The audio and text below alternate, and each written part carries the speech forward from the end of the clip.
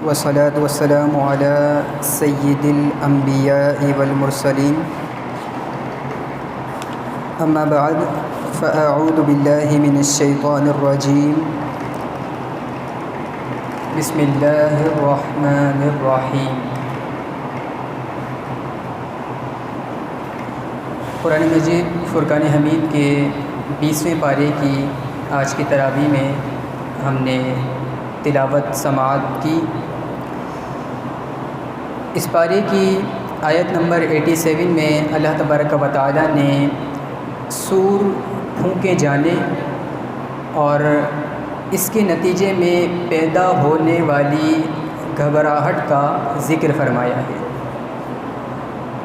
اور نیکوکاروں کا قیامت کے دن گھبراہٹ سے محفوظ ہونے کا بھی اللہ تبارک و تعالی نے اس میں ذکر فرمایا ہے۔ ایک سور پھونکا جائے گا قیامت سے پہلے حضرت اسرافیل علیہ السلام سور پھونکیں گے۔ ایک ایسی آواز حضرت اسرافیل علیہ السلام نکالیں گے کہ جس سے تمام انسان، چرند پرند، یعنی جتنی بھی مخلوقات ہیں وہ سب ہلاک ہو جائیں گی، مر جائیں گی۔ پھر وہ دوبارہ سے ایک آواز نکالیں گے تو اللہ تبارک و تعالیٰ کے حکم سے جو بھی چیز مر چکی تھی وہ دوبارہ زندہ ہو جائے گی۔ اس کو سور پھونکنا کہتے ہیں۔ اس سے پھر آگے اس سورت کی آیت نمبر 44 میں ارشاد فرمایا کہ اگر تمہیں اس کتاب میں یعنی قرآن مجید میں شک ہو تو تم اس سے زیادہ ہدایت والی کتاب اللہ کے پاس سے لے کر آ جاؤ۔ اور سرکار دو عالم صلی اللہ علیہ وآلہ وسلم کو پھر دوبارہ تسلی دیتے ہوئے ارشاد فرمایا کہ یہ لوگ آپ کی پیروی نہیں کرتے کیونکہ یہ لوگ اپنی خواہشات کی پیروی کرتے ہیں۔ پھر آیت نمبر 76 سے قارون کا ذکر فرمایا۔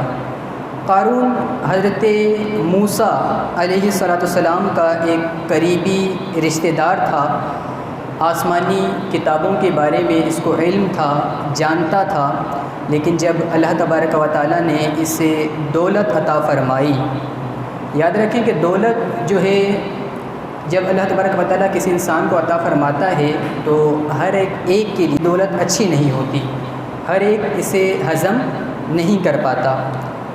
ایک حدیث پاک میں ہے کہ نبی کریم صلی اللہ علیہ وآلہ وسلم نے ارشاد فرمایا کہ اللہ تبارک و تعالیٰ کچھ لوگوں کو دولت دے دے تو وہ سرکش ہو جائیں، تو دولت ہر ایک کے لیے اچھی نہیں ہوتی۔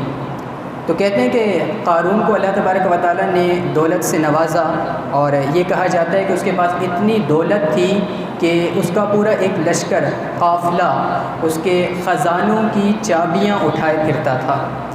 تو حضرت موسیٰ علیہ السلام نے قارون سے کہا کہ زکوٰۃ دو، تو کہنے لگا کہ آپ کی تو میرے مال پہ نظر آ گئی ہے۔ حضرت موسیٰ علیہ السلام نے کہا کہ اللہ تبارک و تعالیٰ نے تجھے مال دیا ہے تو اللہ کی راہ میں خرچ کر۔ تو کہنے لگا کہ آپ کی تو میرے مال پہ نظر آ گئی ہے۔ تو حضرت موسیٰ علیہ السلام نے آپ کو جب بار بار کہا کہ زکوٰۃ دو زکوٰۃ دو، تو پھر قارون نے حضرت موسیٰ علیہ السلام پر الزام لگا دیا۔ ایک عورت کو اس نے تیار کیا اور لا کے حضرت موسیٰ علیہ السلام کے سامنے کھڑا کر دیا۔ تو کہتے ہیں کہ حضرت موسیٰ علیہ السلام نے جب اس کو دیکھا تو آپ جلال میں تشریف لائے تو وہ کانپ اٹھی اور آپ نے کہا کہ تجھے اللہ کی عزت کی قسم ہے، سچ سچ بتا معاملہ کیا ہے؟ تو وہ کہتی ہے کہ میں حضرت موسیٰ کلیم اللہ کے سامنے کس طرح کھڑی ہو سکتی ہوں؟ مجھے اس شخص نے پیسے دے کر تیار کیا ہے اور اس نے مجھے بڑی تکلیف دی ہے۔ جب یہ حضرت موسیٰ علیہ السلام نے بات سنی تو آپ بڑے روئے، بڑی آپ کو تکلیف ہوئی۔ اپنے اس قارون جو رشتہ دار تھا کہنے لگے کہ تو سب کچھ کر لیتا لیکن میرے سفید جو چادر تھی اس پہ دھبا لگانے کی کوشش تو نہ کرتا۔ تو کچھ لوگ آج بڑی تکلیف دیتے ہیں، بڑی درد اور کیفیت کی باتیں کر رہے ہوتے ہیں اور ایسی باتیں کرتے ہیں کہ جن کا کوئی وجود نہیں ہوتا۔ تو کہتے ہیں کہ حضرت موسیٰ علیہ السلام نے جب یہ بات سنی تو آپ رو پڑے اور آپ نے کہا کہ اللہ اسے سزا دے، تو اللہ تبارک و تعالیٰ نے اسے اسی وقت اس کے خزانے سمیت زمین میں دھنسا دیا اور وہ پورا کا پورا اپنے لشکر سمیت اپنے خزانے سمیت زمین میں غرق ہو گیا۔ پھر اس سے آگے آیت نمبر 83 میں اللہ تبارک و تعالیٰ نے فرمایا کہ یہ آخرت کا گھر ہے، ہم ان کے لیے یہ گھر مقدر کرتے ہیں جو زمین میں نہ تو تکبر کرتے ہیں اور نہ فساد پھیلاتے ہیں، اچھا انجام صرف پرہیزگاروں کے لیے ہوتا ہے۔ پھر اس سے اگلی آیت کا مفہوم یہ ہے کہ ہر نیک بندہ جو ہے وہ اچھے عمل کرے گا تو اچھے عمل کی اس کو جزا ملے گی، اور اگر برے عمل کرے گا تو برے عمل کی اس کو سزا بھی ملے گی۔ اس سے آگے پھر سورہ عنکبوت شروع ہو جاتی ہے۔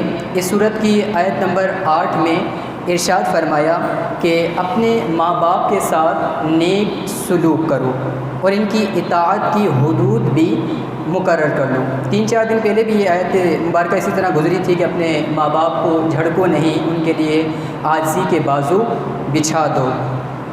تو اس آیت میں ایک انوکھے اور الگ طریقے سے یہ بات ارشاد فرمائی گئی ہے کہ اپنے والدین کے ساتھ نیک سلوک کرو اور اطاعت کرتے وقت ان کی حدود جو ہیں وہ مقرر کر لو۔ فرمایا کہ اگر وہ تمہیں شرک پر مائل کریں تو گناہ کے کاموں میں اپنے ماں باپ کی اطاعت نہ کرو، یعنی غیر شرعی حکم دیں تو پھر اپنے ماں باپ کی بات نہیں ماننی۔ مثال کے طور پر اگر ماں اپنے بیٹے کو کہے کہ بھائی بیٹے تیری شادی میں اسی وقت ہی کرواؤں گی کہ جب تو اپنی داڑھی کو منڈوائے گا، تو پھر اس صورت میں ماں کی بات نہیں ماننی۔ باپ کہے کہ بھائی تو حرام کھا، حرام کما اور نماز نہ پڑھ، تو پھر اس صورت میں باپ کی بات کو نہیں مانا جائے گا۔ اس بات کو میں ایک واقعے سے سمجھانے کی کوشش کرتا ہوں۔ حضرت سعد بن ابی وقاص رضی اللہ تعالیٰ عنہ آپ فرمایا کرتے تھے کہ یہ آیت مبارکہ میرے بارے میں نازل ہوئی ہے۔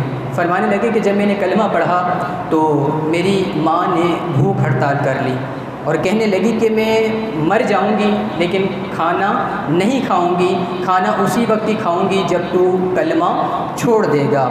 کہتی ہیں کہ میں سارے زمانہ کو بتاؤں گی اور سارا زمانہ تجھے یہ کہتا رہے گا کہ یہ جا رہا ہے ماں کا قاتل، او لوگوں دیکھ لو یہ جا رہا ہے ماں کا قاتل، بار بار تجھے لوگ یہی کہتے پھریں گے تو میں اسی دن ہی کھانا کھاؤں گی جب تو کلمہ پڑھنا چھوڑ دے گا۔